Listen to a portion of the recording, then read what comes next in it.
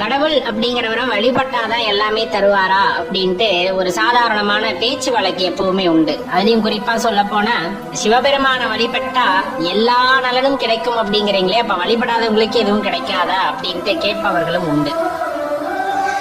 நான் திரும்ப திரும்ப சொல்றது ஒண்ணுதான், சிவபெருமான வழிபடணும் அப்படின்னு நீங்க நினைக்கிறதே அவரோட அருளாலதான். அவரோட அருள் இல்லைன்னா அந்த நினைப்பு கூட உங்க மனசுல வராது, நல்லா தெரிஞ்சுக்கங்க. இன்னொன்னு, சிவபெருமான பொறுத்தளவு தன்னை வழிபடுபவர்களுக்கு தான் நலன் செய்யணும், அவங்களுக்கு தான் இதெல்லாம் கொடுக்கணும், அவங்க கேட்டதெல்லாம் கொடுக்கணும் அப்படின்னு நினைக்கக்கூடிய சாதாரண சக்தி அல்ல, நல்லா தெரிஞ்சுக்கங்க.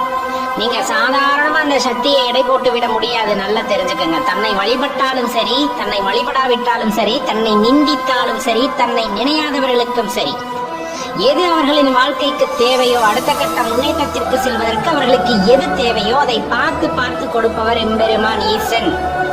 அவர்கிட்ட போய் நீங்க மடியேந்தி பிச்சை கேட்கணும்னு அவசியம் கிடையாது.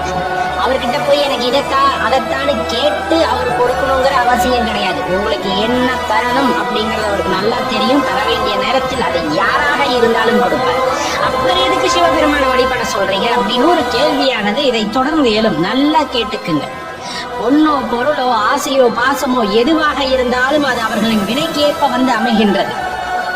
ஆனா இறைவன் அப்படிங்கிறதோ, இந்த பிரபஞ்சம் அப்படிங்கிற அந்த சூட்சமோ, அல்லது அதையும் தாண்டி இருக்கக்கூடிய அந்த ரகசியங்களோ, சிவரகசியங்களோ, அல்லது சிவபெருமானை உணர வேண்டும் என்று இருந்தாலோ, உங்களை நீங்கள் உணர வேண்டும் என்று இருந்தாலோ சாதாரணமாக வழிபாடு இல்லாமல் நடக்காது.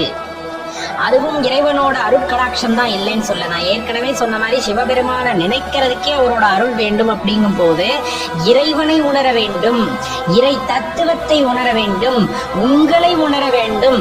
இது எல்லாமே எப்ப சாத்தியம் அப்படின்னா இறைவனை பற்றி கொள்ளும் பொழுதுதான் சாத்தியமாகிறது. சாதாரண விஷயம் இல்ல. உலக தோற்றத்தவே இன்னைக்கும் பல்வேறு கருத்துக்களால் தான் சொல்லிக்கிட்டு இருக்காங்க.